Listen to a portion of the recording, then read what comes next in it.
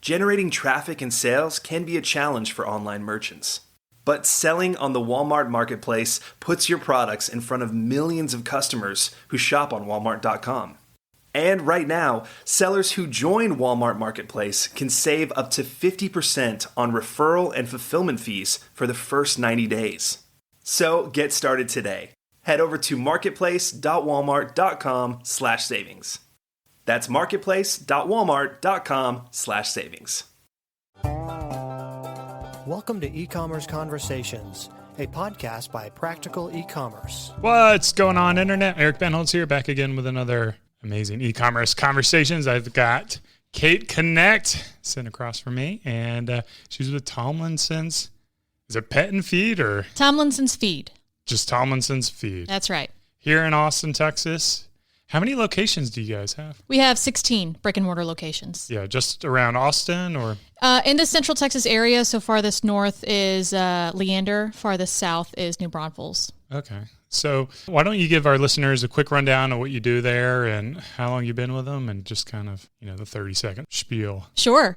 Tomlinson's has been around for 75 years, and I have been with them since the day I was born. It's my family's business, and I'm fourth generation owner-operator of Tomlinson, so it's been a long time for me, but one that I've enjoyed immensely. And what I do there today, my brother and I both operate the business together with our parents, and my brother and our roles are to keep the business fresh and relevant and moving into the 21st century. So we came back into the business each about 8 years ago. And since then, we've both been involved in revamping all of our technology internally and externally. My big project in the past couple of years has been our e-commerce, which is what brings me here today. So innovation, technology, marketing, team development, all that stuff falls under my umbrella. I'm actually maybe not going to talk first about e-commerce because I'm just interested to learn about the family dynamics. Yeah. I mean, I would imagine fourth generation, you've got to have tens or not 20s or hundreds of cousins, right? And how does it kind of end up in your line? Sure. Yeah. Good question. So my grandfather bought the business from Mr. Tomlinson back in 1971. The business was started in 1946, and my grandfather and my great-grandmother operated it together. And then my father and my uncle grew up in the business together. And then when they were adults, my dad just kind of always knew that he wanted to come back and help my granddad with the business. And my uncle chose another path, just as prosperous and successful. And we're very close with them today. But that's just how it kind of wound up down our line. Yeah, so a smaller family. It wasn't, like my parents have 4 siblings, I guess. Mm-hmm. So there's a lot more. Yeah, it was just my dad and my uncle. My husband has 16 first cousins, so It would be much hairier if it were on the other side. Are there a lot of family dynamics in that, or is it something that you're kind of able to work through? Yeah, I certainly don't recommend it to everyone, but we have always grown up kind of working in the business with the exception of a couple of years, my brother and I working in California, which we got over pretty quickly. I give a lot of the credit to my dad. My dad is very even-steven. He's very patient. He's very level-headed. A lot of individuals who have run their own business for 30 plus years might consider themselves kind of king of their castle. They've been around the block. They know what's, their decision is the only decision. And my dad is not that kind of personality. He's very open-minded. He's very eager to hear our ideas and let my brother and I kind of duke it out when we disagree and help us kind of set the direction of the business. So I'm grateful that he kind of sets the tone. Yeah. One of my goals with Beard Brand is to build like a multi-generational business. I feel like in all these shows you hear about people who build it for 2 years and sell it and they're off to the next thing. But there's just something about having a business that lasts generations. Mm-hmm. And can really make an impact on the community. Exactly. So when did you get started again? How many years ago? Was it 8 years ago? Or? Yes. So, I grew up working in the business and, it was pretty much as soon as I was kind of worth my salt on the sales floor. I was out on the sales floor, slinging that dog kibble. And then I went to UT Austin, moved out to California where I worked in tech startups for about 2 years. And again, like I said, got over that pretty quickly. And my brother and I both within about a year of each other, we were telling my parents, look, the industry is exploding. You guys are kind of on the precipice of what could be really huge growth. You have a big opportunity here. And my parents said, well, that sounds really nice. Why don't you come do it yourself? So my brother and I both moved back, like I said, around the same time. And it's been a family affair ever since. Have you opened up new locations or what kind of growth have you seen over that time? Yeah. So I came back in 2012 and I'm not going to get these numbers right, but in 2012, I want to say we had maybe 8 or 9 locations. And since then, we've put in up to 16. Yeah. It's usually been 1 to 2 per year up until the past couple of years. And then we got kind of focused on e-commerce to make sure we kind of had, we're buttoned up there before we grew more stores. Yeah. So what I'm most excited about talking about today is, we met over a year ago. I don't know how long ago. And their headquarters is right down the street from Beard Brand. So I was surprised you actually drove here. Yes. I thought you might walk here. Yeah. But you were talking about moving to e-commerce before the whole lockdowns. And did that kind of set you up for success during this time frame, or was it a struggle having all those bricks and mortar? I think it was a struggle for everyone, regardless of whatever business you're in, but absolutely it set us up for success. None of us saw this coming. We got our e-commerce off the ground. It officially launched late December of 2018 is when we kind of soft launched. And so we spent 2019 kind of operationally getting things ironed out and tweaked. And then here came 2020. And, I think I was looking at our numbers yesterday, March 12th or 13th, overnight, our e-commerce business quadrupled. And so, it was a challenge, but one that we were able to meet for sure. Yeah. And did your clientele stay the same? Was it all local, or were you able to grow beyond Austin market with your online business? Yeah. So we're unique in the e-commerce world in that we really are focused almost exclusively on our geographic market. Obviously, in the pet business, you have massive players like Chewy and Amazon, and they offer deep discounts, free shipping. You can go on these sites and buy a $12 bag of, 40 pounds of cat litter and get it shipped for free. That's not the business we're in. We're pretty much entirely focused on our geography. So we do have some exclusive brands that we've picked up business around the country, but we do charge for shipping. We pass that full freight to the customer, except for locally. We fulfill all of our local delivery operations here in-house. Yeah. So I want to hear about your tech stack. Sure. And how it integrates with your bricks and mortar, how that looks. What are you using as your e-commerce platform? Shopify Plus. Okay, so Shopify Plus. And then have you rolled that out to your bricks and mortar as well, or do you have a different? We have a different point of sale provider. So we use a point of sale provider called Teamwork Commerce, and they integrate with Shopify Plus. They're also our inventory management, order management system. All of that is in Teamwork. That's kind of our single source of truth, if you will. And then that integrates with Shopify and integrates with Klaviyo and a number of other things. I assume you started with Teamwork years ago, and it was just... Well, that was one thing that I came in. We operated on a point of sale inventory management system that we'd been on for 20 plus years. And I want to say in 2017, I finally had this breakdown. I mean, I remember sitting at the kitchen table with my family in tears saying, we can't do this anymore. This is not the future for us. We have to move to something else. And that was a difficult decision for us. My dad said, okay, well, if you feel that strongly about it, then go figure out how to do it, but do not underestimate the magnitude of screwing this up. So no pressure. But then I set out on a couple year journey of kind of interviewing different providers and landed on Teamwork. And it's, the rest is history.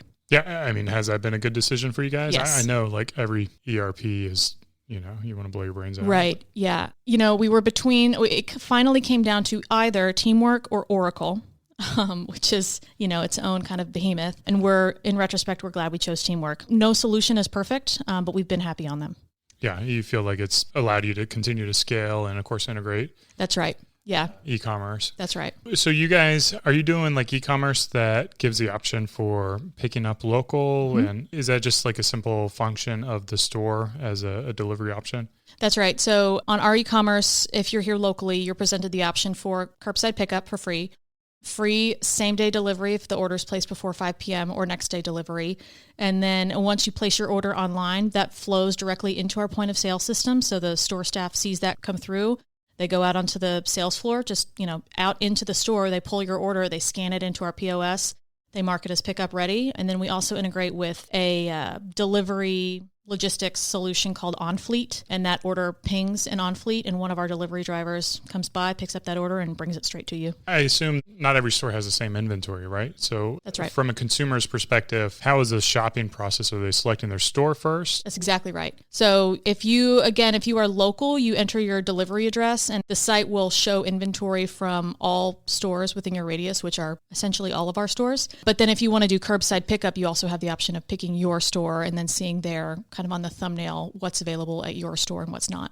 And Shopify does a pretty good job of like showing the products or not showing does it hide it, or does it say like zero inventory, or get it in different stores? It will show the product, but it has kind of two little icons available for local delivery and available or unavailable for curbside pickup at whatever location you choose.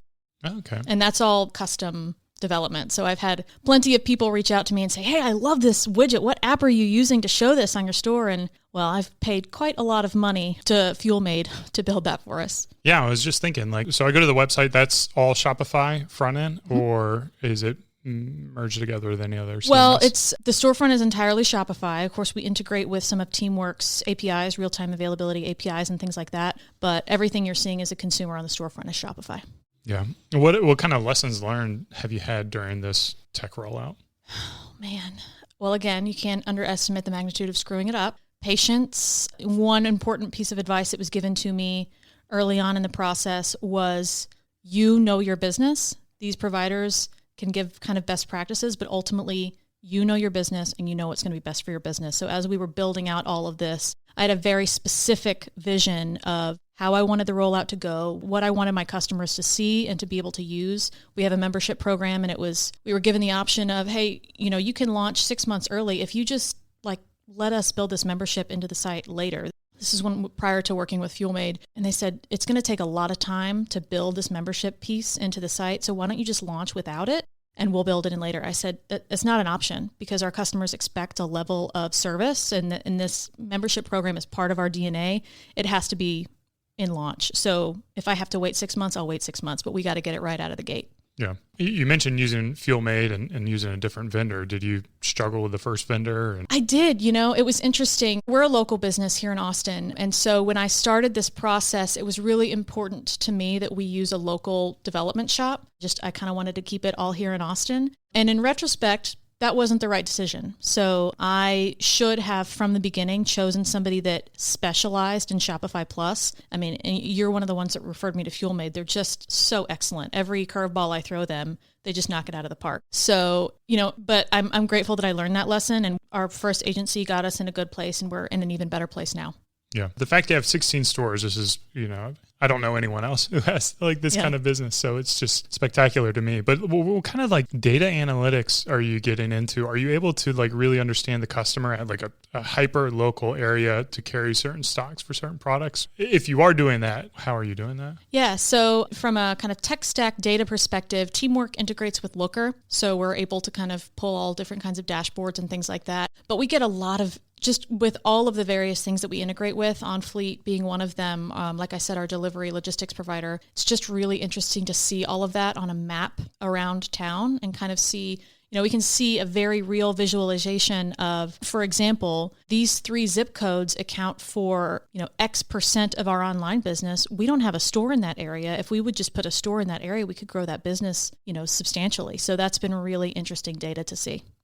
That is pretty cool. And is that the vision for the company, to continue to grow bricks and mortar, or do you think you guys are going to shift more towards online business? Yes and no. I mean, that's kind of one of the perks of being a family-run business and we have taken 0 investment dollars from anyone, which means we kind of get to call our own shots. And the shots that we want to call are, what does our customer want? How can we better serve them? Whether it's physically, where can we put in a location that better serves them, or what kind of features can we build into our current service offering that better serves them? So that's our growth strategy, is not how many stores can we put in, or, how big can we grow our e-commerce business? It's, where does our customer want us, when, and how? Yeah. So just that really tight connection with your audience, yeah, and kind of day-by-day growth at a sustainable rate. Right. Which no one really talks about anymore. Right. Yeah. No business is without their headaches, and I would imagine, fast growth and purposeful growth are kind of same, but I do believe that one kind of results in more sustainability over the long haul, maybe more, less family drama. Yeah. And like I said, we're lucky in that our family is very low drama. Even growing up in our house, we just very fortunate. We had a very stable household, very stable upbringing. My parents never fought. And so that carries over into the business. Now, my brother and I still argue from time to time. Yeah. We are truly siblings, but I'm grateful to have as healthy of a family dynamic as we do. And is he in the operations side, or? He is. Okay. Yeah. So he's our general manager, and he oversees all of our store operations. Yeah. And he's very well suited for that job. I find that I've got like no operational talent Yeah. at all. Like it just blows my mind to do that. How are you guys able to, reach new customers and grow? Is it all word of mouth, or do you have a sizable budget for that? Yeah, that's a really interesting question. So I actually sent out a survey at the beginning of this year to our top 30% of customers by annual spend and just asked them, one of the questions that I asked them was, how did you first hear about Tomlinson's? And there are all kinds of options, but the top 70%, so 70% of people chose one of two options. Either they passed a store, they were just in an H-E-B shopping center,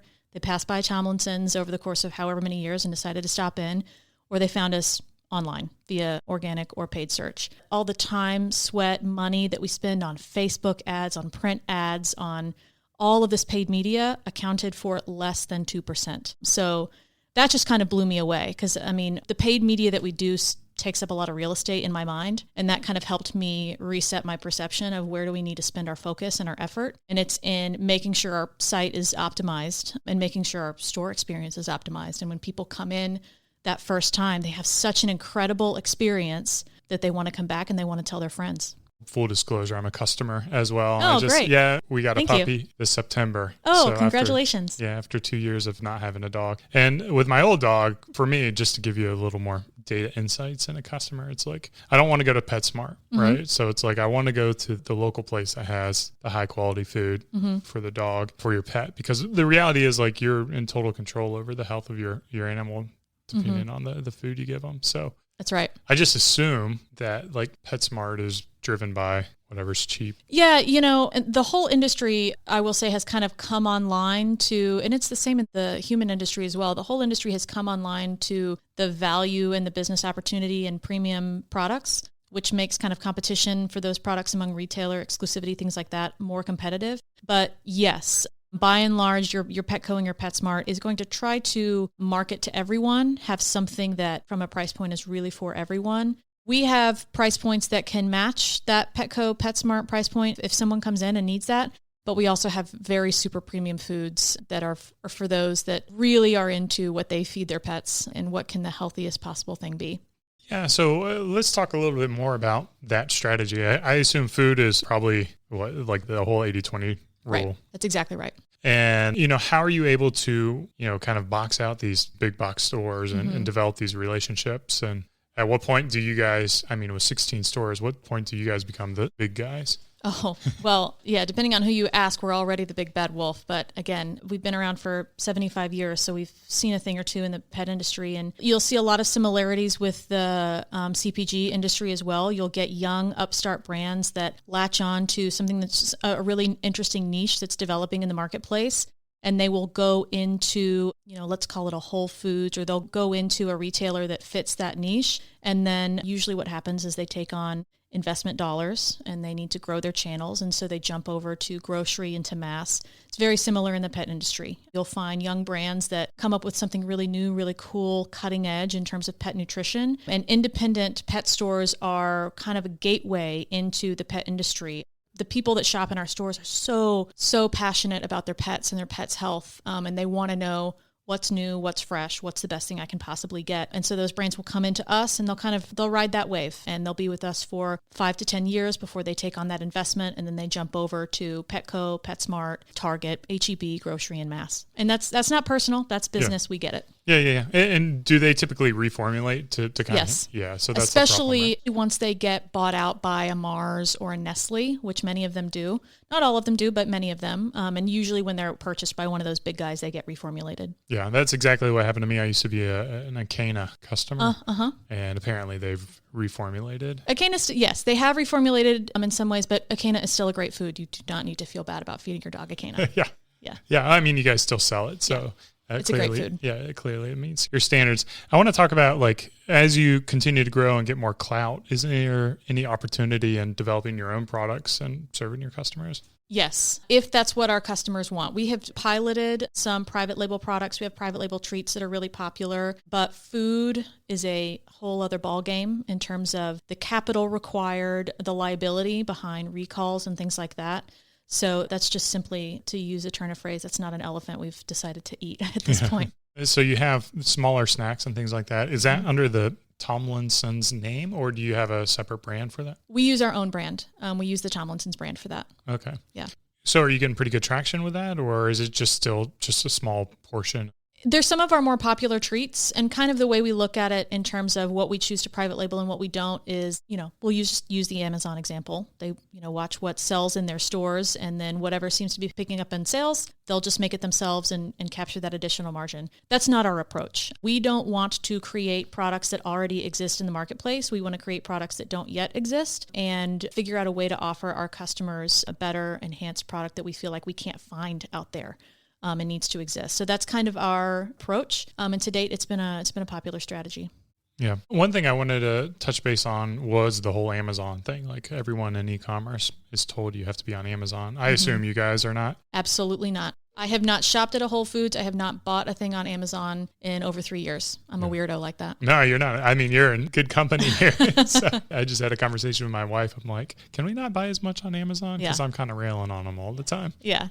But I assume that's just going to be something that is a distraction. There's no potential to go on any other marketplaces or... No, I mean, at this point, we want to own the relationship with our customer. And so that's what's critical to us, is owning and valuing that relationship, and certainly not giving it away to someone more predatory. When you buy at a store, you give your phone number, right? Mm-hmm. That's right. For the member club number. That's right. Are you doing any kind of text marketing, or do you follow up to get any kind of email address and email marketing?